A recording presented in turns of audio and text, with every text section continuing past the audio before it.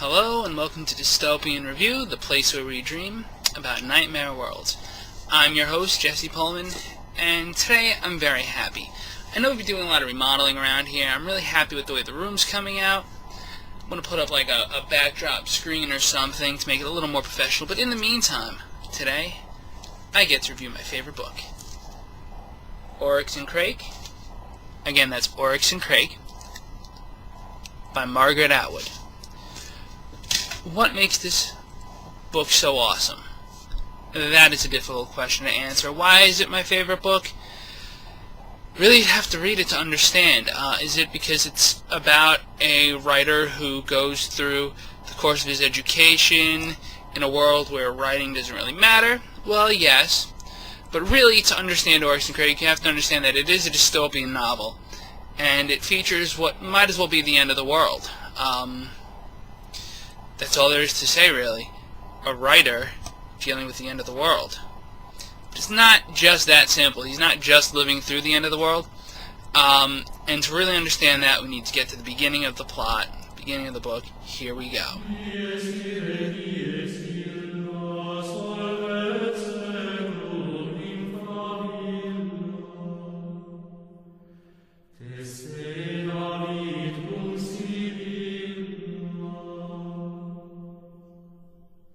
The novel opens up with our protagonist, Snowman, waking up before dawn.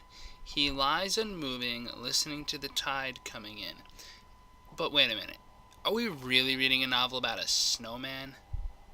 Well, it turns out Snowman used to be a regular man, a man by the name of Jimmy. Jimmy's called Snowman because of the distinctive white bedsheet that he wears, a bedsheet that has gotten grimy and worn with age, accompanied by a pair of sunglasses, of which one of the eyepieces he's already lost. He wears a red Boston Red Sox baseball cap, and he even has on a watch which doesn't really work anymore, because it turns out he lives in the future, and not just any future, a future in which the world has been pretty much wiped out by a plague. What's that, Ariel? You want to know why Jimmy survived the plague, and why that's really important? Well, hold on, I think we can answer that. You see, as with any good apocalyptic virus, this plague was man-made, and it was made by someone very close to Jimmy. It was made actually by his best friend, and you're wondering, well, why is that really possible? How is it that this guy happened to be a survivor? The only survivor, or so it seems anyway, of the end of the world. Well, here's my confession. Oryx and Crake became the first book of Margaret Atwood's Mad Adam trilogy, and I love it, but if there's any one weakness in this series, it's that everybody seems to be connected, and it seems just too coincidental for the whole thing to work. I love Atwood. I've seen her speak in person. I was really honored for that opportunity, but I have to say, if there's one flaw, and I always have to find a flaw, not just my room, by the way, it's that so much of this becomes a coincidental series, and this person knows that person, who knows the third person, who somehow it all fits together so neatly, and it requires a lot of suspension of disbelief. But how the heck does Jimmy survive this? How does this all start? Because Oryx and Crake is really, as much as it's the first book in this series, it's also the end of an entire way of life. How does this happen? Jimmy goes to Healthwiser High School. There he meets Glenn, a hyper-intelligent young man. They begin to play online games. Many of them are violent, and many of them are depressing. They also surf a lot of porn. Eventually, they come upon a game called Extinctathon. What's that, Ariel? No, I'm not being like Jack Thompson here. Both Glenn and Jimmy actually have seriously bad upbringings. Jim's dad is a researcher who doesn't really spend time with him, while his mom doesn't really approve of what they're doing. That's putting it lightly. As for Glenn, let's just say his father was thrown off an overpass. I mean, right words here. Fell off an overpass because, again, he didn't seem to really agree with the research that they were doing. and that's a major motif of the book. Bad science. Science gone horribly wrong. Not weird, bad. If you take one quick look at this list, you'll see just how many creatures that science creates in this world alone.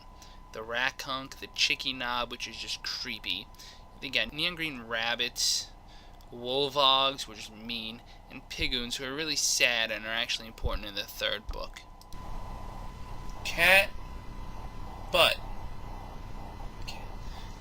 Cat butt. Now, Glenn goes off to school at the best college in the world, for lack of a better term. Jimmy gets accepted into, like, one step up above a community college. It's called Martha Graham. I think it actually exists. And there he learns how to write in something called applied rhetoric, which is more like advertising. He has a love for words. He has a love for making fun of old self-help books. So naturally he ends up being a self-help author himself, kind of, sort of.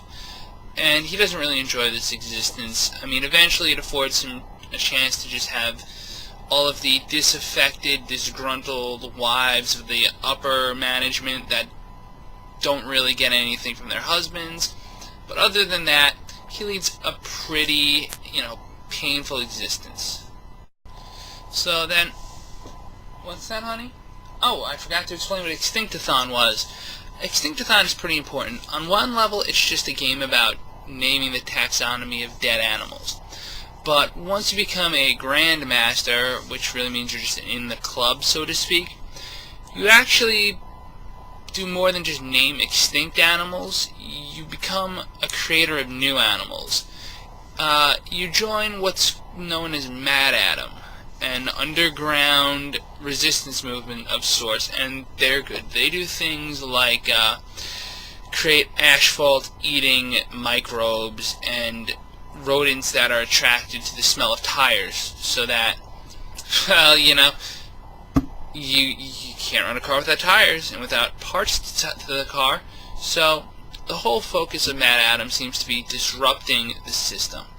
And that's also essential, because at about the time where Jimmy's hitting rock bottom, Glenn shows back up, and he's got something to show Jimmy. They take Jimmy to this incredibly luscious place, this place called Rejuvenescence. It's the most amazing compound that corporate security can buy. There's wealth, fame, fortune. In fact, his getting this new job, his old job gives him a pay raise just because, hey, remember us someday, you're going great places. And that seems a little strange. And what's strange is the fact that when they get to Rejuvenescence, and when Jimmy gets to his friend's personal project, the Paradise Dome, he finds none other than all of the old Mad Adam people that Glenn and Jimmy used to associate with online. All of these bioterrorists suddenly working for one of the top corporations in the world on Glenn's super secret project. And that's when Glenn hits him with a little requirement to be part of the group. He has to take a name. You see, every person in Mad Adam took a name of an extinct species for themselves. One character, who I'm not going to talk too much about because I don't want to spoil her, takes the name Oryx from the Oryx Bessia. Glenn becomes the red-necked Crake. And Jimmy, when he used to play Extinctathon years ago, was the Thickney. Now, well, he becomes a Thickney again, and eventually he'll become Snowman, making him the only character with 3 names. So, it's fairly obvious by now, and by reading like 10 pages of the book, that Crake is responsible for this apocalyptic virus that gets out and just messes everything up. I'm not going to throw you too much of the love story angle. I'm not going to throw you too much of the aftermath that becomes the second book in the series, Year of the Flood. And I'm not going to do that because, frankly, I want you to read this book. This book is the best book I have ever read. What follows is going to be a little bit of fan worship of a writer, which isn't really a thing I do. I mean, Orwell is good, Huxley is good, Margaret Atwood is fucking amazing. It's that simple. Here's some of the stuff that her book has won. Among the many recognitions that Oryx and Crake has earned, it was shortlisted for the Booker Prize in 2003, shortlisted for the Orange Prize in 2004, and it was a finalist for the Governor General's Award in 2003. Again, need I mention, it's my personal favorite book ever.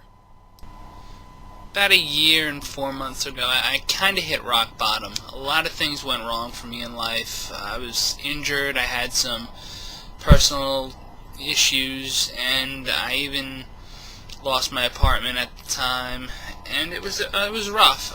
Getting this little lady eventually helped me out, but one of the things that really got me through the post-operative process on getting my shoulder fixed, you can see it works, and now she's going to annoy the microphone.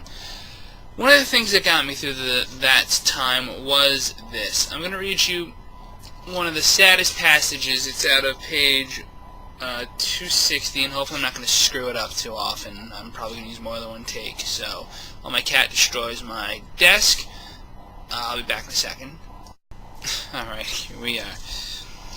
On the worst nights, he'd call up Alex the Parrot, long dead by then, but still walking and talking on the net, and watch him go through his paces.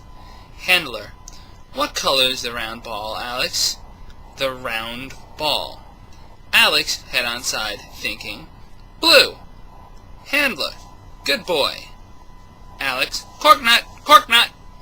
Handler: there you are. Then Alex would be given a cob of baby corn, which wasn't what he'd asked for. He'd asked for an almond. Seeing this would bring tears to Jimmy's eyes.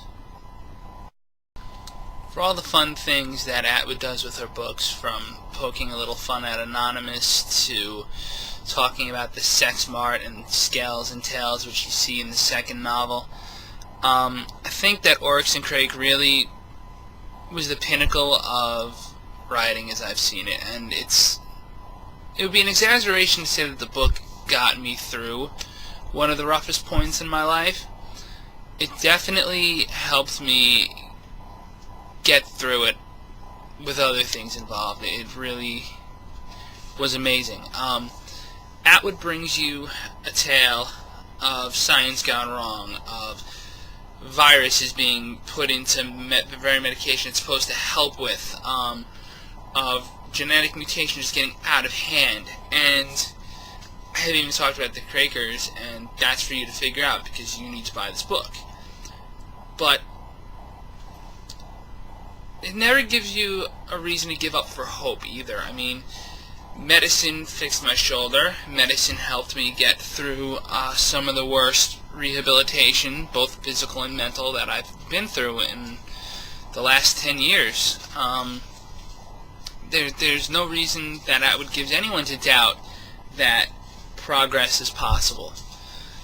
It's just that she says to be careful, and she's right, because it's all too easy to take the beautiful things we invent and make them into something destructive. And so thank you, Margaret Atwood. I hope you see this. I know you've read some of my previous commentary about Oryx and Crake, and in particular, Crake being the best supervillain I've ever encountered. Better than Magneto, even. I mean, if you see this, seriously, thank you from the bottom of my heart, because it kind of changed me. It changed the way I think a lot about things, and not just because you broke with the tradition set by The Handmaid's Tale and writing about strong female characters, and you instead wrote about a strong but also flawed male character who happened to be a writer and happened to really touch upon me. Thank you for doing everything you've done. Yeah. So, with that out of the way, I'd like to thank you all for watching. I'd like to beg for you to like and subscribe and share this with your friends. And in the meantime, I'd like to also do a little something different this time. I have two choices here, and you can comment and direct message me or whatever and let me know which one you would prefer. We have Terminator, the Sarah Connor Chronicles. A real favorite of mine. It deals with issues of what is intelligence, can robots become intelligent, and it's Terminator. I mean, it's got plenty of explosions. And the other choice is another personal favorite of mine, Shadowrun. Now, I have to be honest, I'm not so familiar with the Shadowrun universe after 3rd and 4th edition. I know 5th is out. I'm not really sure what they've done since the Mayan apocalypse didn't happen. But I could also add in some Shadowrun Returns, since that was a pretty awesome game, and I was originally going to do a review for it anyway, so that would be a quick turnaround. So, like, subscribe, spread it around, and don't forget to check out my new website, www.jessepohlman.com. It's in the link somewhere. Anyway, on behalf of myself, on behalf of the lovely cat, Miss Ariel, I guess her face is over there, but you can't really see much of it. This has been Dystopian Review, always dreaming of nightmare worlds. Be safe.